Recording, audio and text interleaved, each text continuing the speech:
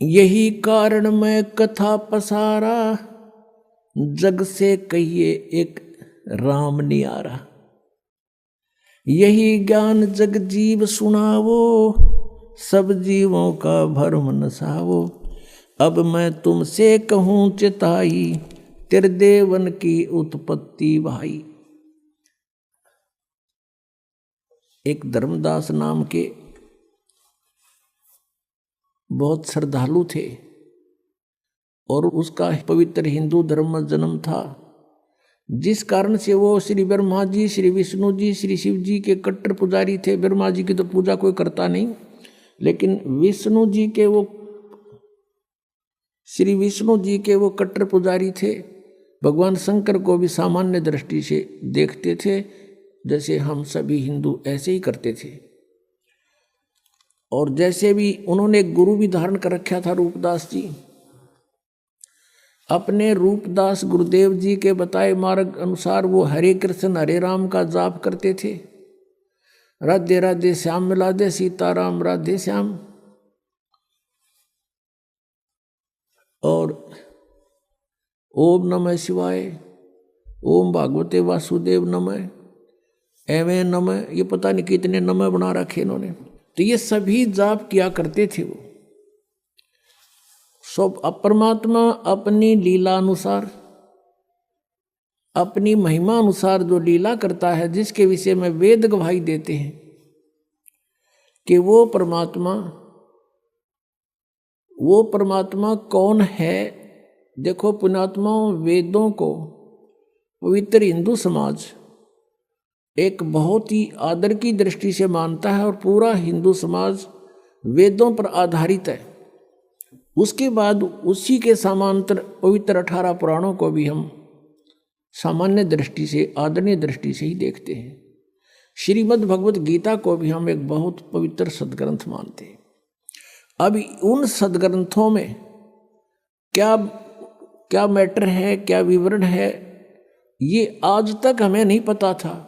हम ये अवश्य मानते थे कि वेदों में जो लिखा है वो बहुत अच्छा है, वो सत्य है। और वेदों में कौन सी मेडिसिन की वो तो है नहीं, वो बुक, वो तो भगवान ने के विषय में जानकारी है सारी।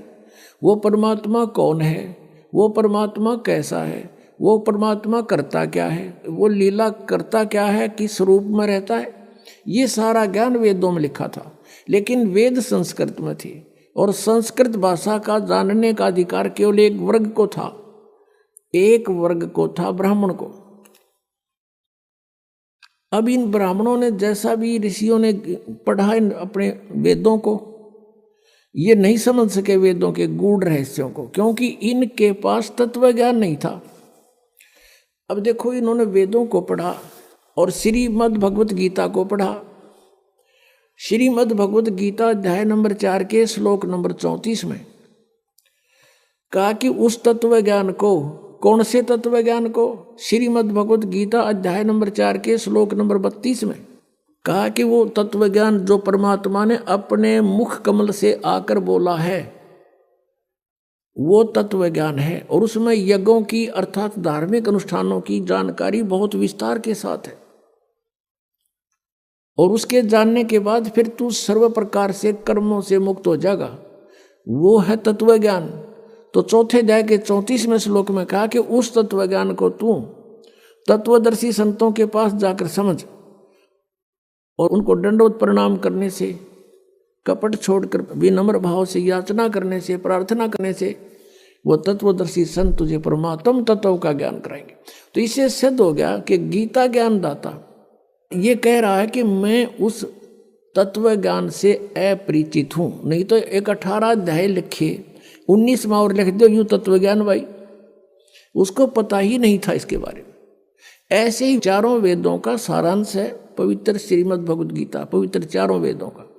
तो यजुर्वेद अध्याय नंबर 40 के मंत्र नंबर 10 से लेकर 13 तक 2 बार गवाही दी है कि कोई तो परमात्मा को असंभवात माने जो जन्म नहीं लेता, यानी निराकार है, और कोई उसको कहते हैं संभवात, जैसे राम और कृष्ण रूप में जन्म लेकर प्रकट होता है, वो साकार है।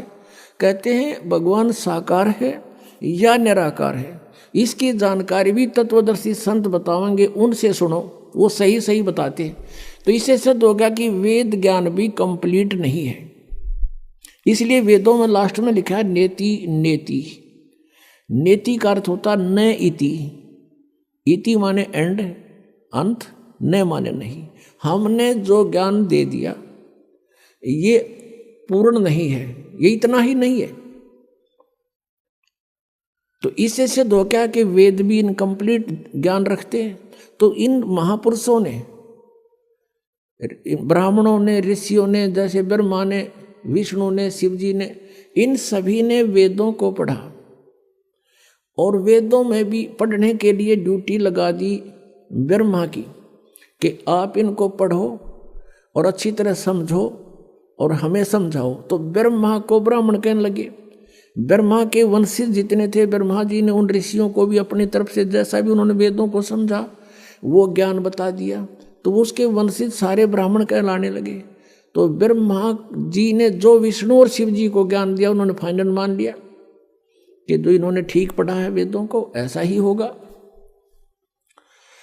यही परंपरा फिर आगे चलते हुए आ गई। इन वेदों को पढ़ने का केवल अधिकार ब्राह्मणों को रह गया। संस्कृत भाषा को यही जानते थे, अन्य नहीं जानते थे। अभी कुछ समय पहले भी अपने भारतवर्ष में संस्कृत पढ़ने का अधिकार केवल ब्राह्मणों को था, अन्य जाति का ब्राह्मण नहीं, कोई भी व्यक्ति संस्कृत नहीं पढ़ सकता था। भारतवर्ष में एक काशी विद्यापीठ रही है, काशी में, उसमें केवल ब्राह्मणों के ही बच्चों को पढ़ाया जाता था। और एक यहाँ कड़ौली गांव है खरखोदा के पास, कड़ौली जिला सोनीपत में। कड़ौली गांव का एक निश्चल नाम का बच्चा था। उसके मन में प्रेरणा हुई कि मैं संस्कृत भाषा को जानूं और फिर सदग्रंथों को समझूं और फ्री ऑफ कॉस्ट सबको बताऊं। ये ब्राह्मण वर्ग ने तो केवल इसको अपनी रोजी रोटी तक सीमित कर लिया। इस उद्देश्य से उस किसान के जाट के पुत्र ने एक झूठा सर्टिफिकेट बनवा लिया नंबरदार तय कि ये निश्चल दास ब्राह्मण वर्ग कुल से संबंध रखता है, इस गांव का रहने वाला है। और वो बनवा कर चला गया, काशी विद्यापीठ में प्रवेश पा लिया। वहाँ उसने विद्या ग्रहण की और पूरी यूनिवर्सिटी में 1 नंबर पावे, फर्स्ट स्टैंड करे, अपनी शिक्षा पूर्ण कर ली। जब वो चलने लगा तो उस काशी विद्यापीठ के प्राचार्य की एक कन्या विवाह के योग्य हो गई थी। अब वो लोग जैसे आजकल विद्या केवल रोजी रोटी के लिए ही उद्देश्य बनाकर ग्रहण की जाती है। जैसे कोई डॉक्टर की लाइन में जाता है रोटी रोजी के लिए, इंजीनियर लाइन में जाता है रोजी रोटी के लिए, अध्यापक लाइन की कोई कोर्स करता है रोजी रोटी के लिए। तो उसी तरह विद्या का उस समय प्रयोग करते थे ब्राह्मण वर्ग कि ये अच्छा विद्वान बच्चा है और खूब धन कमाओगा, बढ़िया बोलना आता है, संस्कृत बहुत अच्छी बोलता है और घने लोगों ने मूर्ख बना के खूब धन कमाओगा, तेरी बेटी सुखी रहेगी। वो निश्चल नाम था उस बच्चे का। उसने कहा कि प्रिंसिपल जी अब मुझे आशीर्वाद दो, आपका बच्चा अपने क्षेत्र में सफल हो। तो उसने कहा बेटा क्या तू मुझे गुरु दीक्षिणा नहीं देगा? उसने प्रिंसिपल ने कहा, मुख्य प्राचार्य ने। निश्चल ने कहा जी गुरुदेव हम आपको क्या दे सकते हैं और जो आपकी आज्ञा हो बोलो। कहने लगा भाई वचनबद्ध हो जा, कदे फिर जा। वचनबद्ध हो गया जी कि मैं अपनी कन्या का विवाह तेरे साथ करना चाहता हूं, मना मत करना। अब यहां फंस गया धर्म संकट में कि कल न पता लगेगा घर के कूटेंगे और सारा समाज विरोध करेगा, ये ब्राह्मण वर्ग विरोधी हो जाएंगे। तो उसने साची बतानी पड़गी कि प्रिंसिपल जी मेरी बात सुनो। उसने सारा कहानी बता दी कि मैं किसान का पुत्र हूँ, जाट का, मैं ब्राह्मण नहीं हूँ और मैंने ये झूठा सर्टिफिकेट बनवाना इसलिए जरूरी समझा कि मैं संस्कृत पढ़ना चाहूँ था और इन सदग्रंथों के गूढ़ रहस्यों को समझ के वेदों को जनता में फ्री ऑफ कॉस्ट सेवा करना चाहता हूँ। मैं शादी भी नहीं कराना चाहता था, मैं फ्री ऑफ कॉस्ट सेवा करूँगा, मैं इस उद्देश्य से यह शिक्षा ग्रहण करने आया हूँ, मैं ब्राह्मण नहीं हूँ। फिर वो प्रिंसिपल लाल पीला हो गया, उसने बहुत खरी खोटी सुनाई और श्राप दे दिया और वचन ले लिया कि वचनबद्ध हो कि संस्कृत भाषा में ना तो कोई प्रवचन करेगा और ना ही कोई लेखन कार्य करेगा। उसने कहा ठीक है गुरुजी, जैसे आप कहोगे। अब उसके बाद निश्चल दास जी ने दादू पंथ में जाकर के दीक्षा ग्रहण कर ली। आदरणीय दादू साहब जी को परमेश्वर कबीर देव जी आकर मिले थे, पूर्ण परमात्मा। 7 वर्ष के दादू जी थे तब परमात्मा को मिले थे। उनसे भगवान के बारे में चर्चा की, बड़े इंटरेस्ट दिखाया। वो पुण्यात्मा थी, पिछले संस्कार थे। तो दादू साहब जी एकदम प्रभावित हो गए और चरण पकड़ दिए, प्रभु आपकी बातों में बड़ा आनंद आ रहा है, मुझे भगवान दिखाओ। सतलोक में लेकर गए, उनकी आत्मा को बेहोश हो गया, चेत हो गया, उनका शरीर नहीं रहा, आत्मा नहीं थी उसमें, शरीर जीवित रखा लेकिन जैसे कोमा में होता है ऐसे कर दिया। घर वालों को पता लगा, जंगल में बाहर बच्चा था, उठा लाए, घर पे रखा। 3 दिन तक नाड़ी पकड़ देखते रहे, नाड़ी चल रही है, बच्चा अचेत है। तीसरे दिन 3 दिन 3 रात ऐसे ही रहा। फिर परमात्मा ने सब ऊपर के ब्रह्मांड दिखा कर वापस छोड़ दिया। तब दादू साहब जी खड़े हुए, देखा तो ऊपर जो देखा था सारा कुछ परमात्मा ने जो उसमें ज्ञान फीड कर दिया था, परमात्मा की महिमा उसने बोलनी शुरू कर दी थी। उसके बाद उनका बहुत बड़ा पंथ बन गया था। उस समुदाय में उस निश्चल दास ने दीक्षा ली। फिर एक अपनी, जैसा भी उन्होंने वेदों को तो पढ़ा अवश्य, लेकिन लिखा नहीं संस्कृत में, उसने फिर संत भाषा में, जैसे संतों की भाषा 2 है, शब्दावली होती है, ऐसे उसने एक निश्चल ग्रंथ बनाया। और उस निश्चल ग्रंथ में भी वो सारांश नहीं था उसके पास। या उद्देश्य कहने का दास का ये है, मैंने खूब पढ़ा, उनका अध्ययन किया सबके सदग्रंथों। उसके उस निश्चल ग्रंथ में भी कुछ भी ज्ञान नहीं वेदों और गीता का। जैसे आम ब्राह्मण वर्ग हुआ बाई बकते हैं, ऐसा उसने बक रखा था। क्योंकि संस्कृत के पढ़ने से, चाहे जाट पढ़ो चाहे ब्राह्मण पढ़ो, वो सदग्रंथों से कुछ भी ग्रहण नहीं कर सकते जब तक हम इस सृष्टि रचना से परिचित नहीं होंगे। क्योंकि वेदों में कंप्लीट ज्ञान नहीं है, श्रीमद् भगवत गीता में भी कंप्लीट ज्ञान नहीं है। अब हम उसी प्रसंग पर आते हैं। तो उसमें ये एक विशेष वो था कि इन ऋषियों ने, ब्राह्मणों ने ब्रह्मा जी से जैसा ज्ञान ग्रहण किया था, उसी के आधार से वक्ता बनकर 18 पुराण बना दिए। यो 18 पुराणों का एक ही ज्ञान है। फिर कुछ तो ब्रह्मा से ग्रहण किया हुआ ज्ञान, कुछ अपना अनुभव, किसी से इधर उधर से सुनाया, उसका अलग से एक राइटर ने, वक्ता ने अपना ज्ञान वो बना दिया, पुराण बना दी। इन सब का केवल राइटर जो है, वक्ता कोई और है पुराणों का, राइटर केवल वेद व्यास है। राइटर तो पवित्र 4 वेदों का भी वेद व्यास है, लेकिन Ved Vyas is not writer of वेद। एक तो लेखक होता है, वो आप बना के लिखे, वो केवल एक कॉपी करता, समझ लो एक कॉपी की है वेदों की। लेकिन वेदों का वक्ता पूर्ण परमात्मा है। उसने अपने बच्चों तक ये ज्ञान पहुंचाने के लिए इन 5 वेदों को इस ब्रह्म के अंतःकरण में फीड कर दिया था, सरपुरुष के काल के। और फिर उसका समय निर्धारित कर दिया था अपने विधान से। उसके बाद अपने आप इसके श्वासों से वो बाहर आए थे। इस काल भगवान के श्वासों से ये 5 वेद अपने आप बाहर आए थे।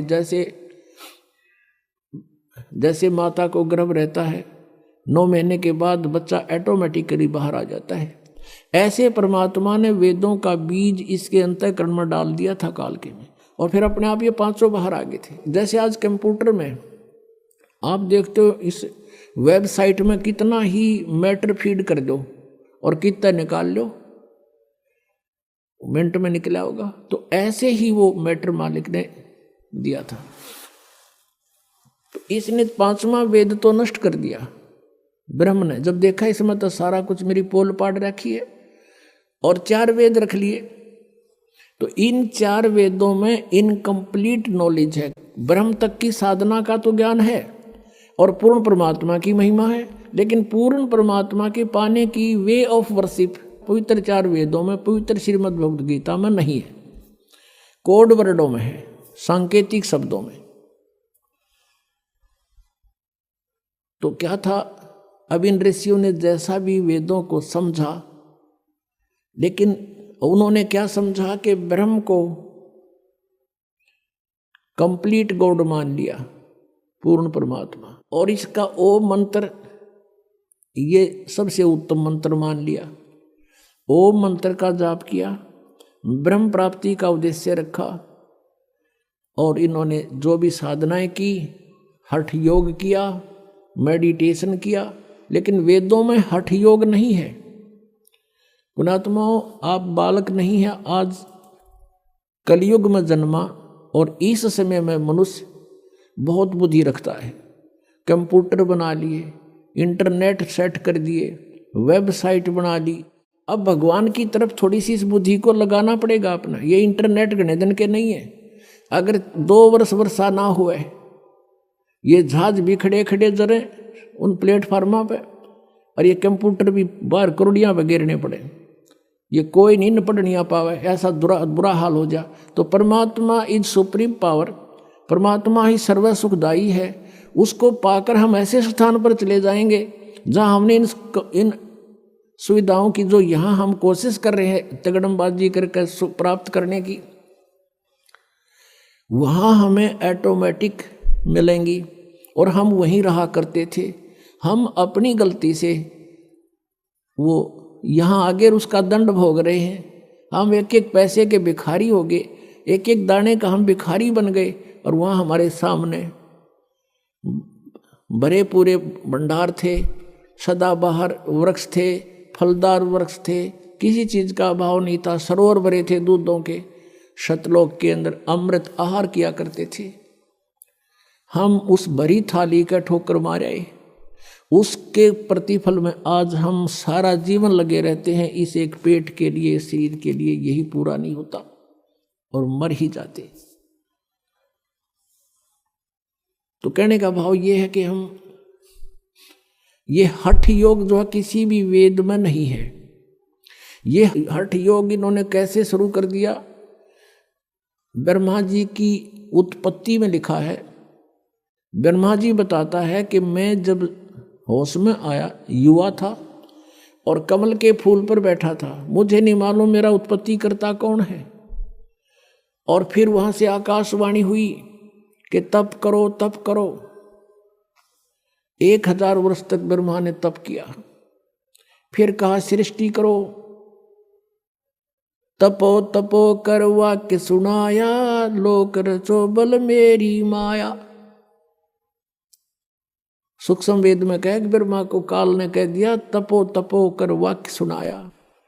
अब ब्रह्मा जी को जो आकाशवाणी सुनाई दी, इस काल ने बोल दी, ये गुप्त रहता है, ऊपर छुपा हुआ रहता अपनी माया से। आकाशवाणी से सुना दिया कि तप करो तप करो, तो इसने नोट कर लिया कि भगवान का आदेश है तप करो। इसने हठ योग करा 1000 वर्ष तक। उसके बाद जब ये तीनों बच्चे युवा हो गए, यानी ब्रह्मा विष्णु और शिव जी की उत्पत्ति काल ने की थी, अभी बताएंगे डिटेल से। अब थोड़ा हिंट दे रहे हैं किस कारण से ये ज्ञान को नहीं समझ सके। उसके बाद इन्होंने बाद में सागर मंथन किया और इस काल ने ये 4 वेद ब्रह्म ने समुद्र के अंदर छुपा दिए। ये एक बहुत सुंदर एक ऐसे पेपर पर लिखे हुए थे, बहुत ही अच्छे पेपर पर, जिस पर पानी का भी असर नहीं होता, जैसे आजकल प्लास्टिक के ये प्रिंट चल रहे हैं इस तरह के, बहुत सुंदर उस पर लिखा था। वो 4 वेदों को प्राप्त किया, ब्रह्मा को दे दिए गए कि आप देखो इनको। अब ब्रह्मा ने उन 4 वेदों को पढ़ा, उसमें ओम नाम था,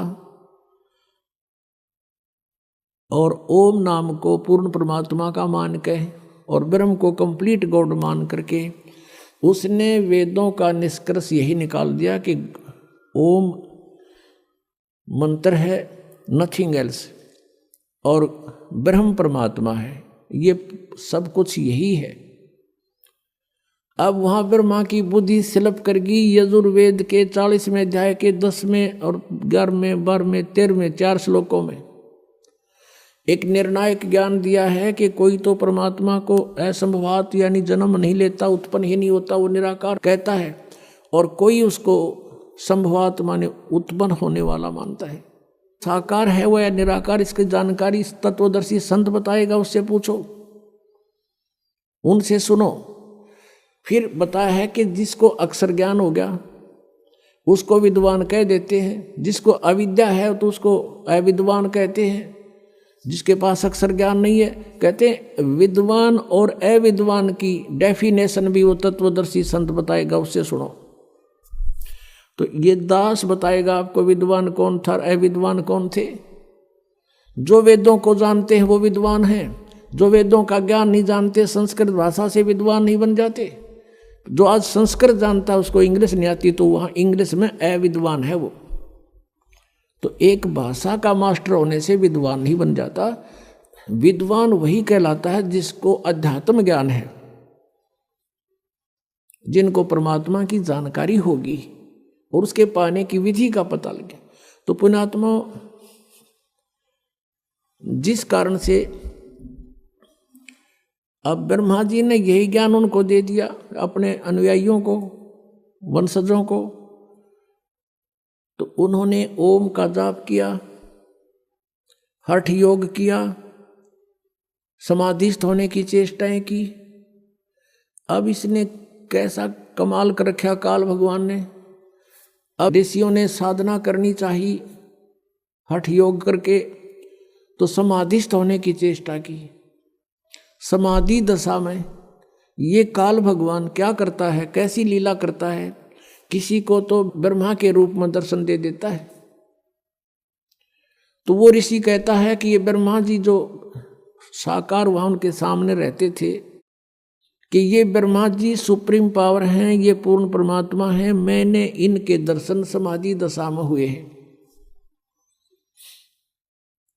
और भी 2-4 को ऐसा ही आभास हो गया, दिखाई देगे वह। तो उन्होंने भी डंडोरा पीट दिया कि ब्रह्मा जी सृष्टि के रचयिता हैं, ये प्रजापिता हैं, ये सर्वशक्तिमान है, ये है। इस बात का भ्रम हो गया ब्रह्मा जी के कि मैं ही सृष्टि रचने वाला हूँ। फिर कुछ एक ऋषियों को ने जब साधना की उनको दर्शन दे दिए समाधि दशा में, समाधि में विष्णु जी के रूप में। उन्होंने डंडोरा पीट दिया कि ये विष्णु जी, सतगुण विष्णु जी, ये पूर्ण परमात्मा हैं, ये छुपाए बैठे अपने आप को। और जो सैकड़ों की संख्या में उन्होंने उनका डंडोरा पीट दिया। तो विष्णु जी को भ्रम हो गया कि आई एम गॉड। और कुछ एक को उन्होंने शंकर जी के रूप में दर्शन दे दिए। तो उन्होंने ये सारा डिक्लेयर कर दिया कि शंकर भगवान इज कंप्लीट गॉड। समाधि में मैंने भगवान शंकर के दर्शन किए। तो इन तीनों को अपने अपने आप में ये भ्रम हो गया कि हम भगवान हैं। और इसी बात पर ब्रह्मा जी और विष्णु जी का युद्ध हो गया। ब्रह्मा जी कहता मैं तेरा बाप, मैं सारी सृष्टि का रचयिता हूँ। विष्णु जी कहता मैं तेरा बाप, तू मेरी नाभि कमल से निकला है। इस बात पर इनका युद्ध हुआ। फिर बीच बचाव करने के लिए ये स्वयं काल आ गया अपने पुत्र शिव का रूप धारण करके। शिव पुराण के अंदर इसका बहुत बड़ा विस्तार से वर्णन है। फिर इन दोनों से कहा कि पुत्रों, तुमने अपने आप में अपने आप को भगवान मान लिया, ये तुमने अच्छा नहीं किया। यू आर नॉट गॉड, तुम ईश नहीं हो। ब्रह्मा और विष्णु को कहता है कि तुम भगवान नहीं हो। पुण्यात्मा, 600 वर्ष पहले परमात्मा कहा करते थे, 3 देव की जो करते भक्ति, इनकी कदे न होवे मुक्ति। तो 600 वर्ष पहले ये कहना कि ब्रह्मा विष्णु महेश की जो भक्ति करते हैं इनकी मुक्ति कभी नहीं हो सकी, तो पिटन के काम तो थे, क्योंकि इन्होंने तो सब भ्रमित कर रखा था कि ये सुप्रीम पावर है, ये अजरो अमर है, सर्वेश्वर है, महेश्वर है, इनकी जन्म मृत्यु नहीं होती। और आज परमात्मा की वो वाणी साची हुई, धर्मदास ये जग बोरा ना कोई न जाने पद निर्वाण, निर्वाण पद मोक्ष मार्ग। यही कारण मैं कथा पसारा, जग से कहिए एक राम निहारा। यही कथा जग जीव सुनावो, सब जीवों का भरम नसाओ। अब मैं तुमसे कहूँ चिताई, तेरे देवन की उत्पत्ति बाई। ज्ञानी सुने सो हृदय लगाई, मूर्ख सुने तो समझ में न आई। माँ अष्टंगी पिता निरंजन, ये जमदारुण वंशन अंजन। धर्मराय की ने भोग विलासा, माया को रही तब आशा। 3 पुत्र अष्टंगी जाए, ब्रह्मा विष्णु शिव नाम धराए। तीनों गुण का ये विस्तारा, धर्मदास मैं कहूँ पुकारा। गुण तीनों की भक्ति में ये भरम पड़ो संसार, कह कबीर निज नाम बिना तुम कैसे उतरो।